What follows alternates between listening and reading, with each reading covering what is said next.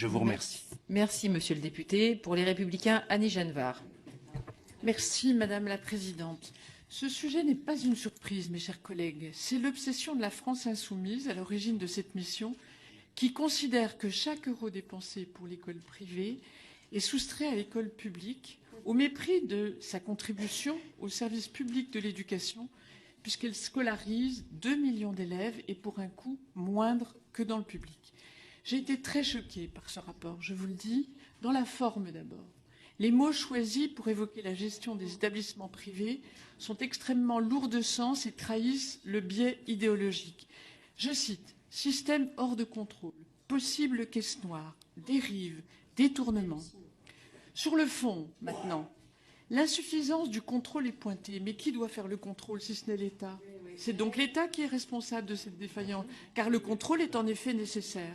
Sur la question de la mixité sociale, mais mes chers collègues, le phénomène est essentiellement urbain, et je dirais même essentiellement parisien. Venez en province, venez dans nos territoires, et vous verrez que la mixité sociale y est parfaitement respectée, et que l'excellence peut prévaloir et dans le public et dans le privé. Votre proposition de malus et d'amende en cas d'éviction d'élèves en difficulté est proprement scandaleux. En fait, c'est bien le caractère propre de l'enseignement privé catholique qui est remis en cause.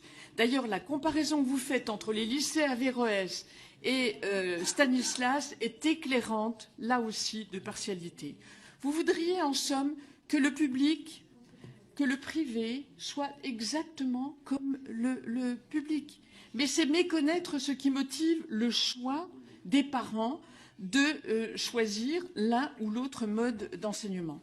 Certaines de vos propositions, si elles étaient appliquées, vont rallumer les feux d'une guerre scolaire dont on connaît à l'avance le résultat qu'elles produiront auprès des familles auxquelles vous avez déjà dénié le droit de l'enseignement à domicile. La conclusion de votre mission est absolument terrible. Je vous cite la conclusion.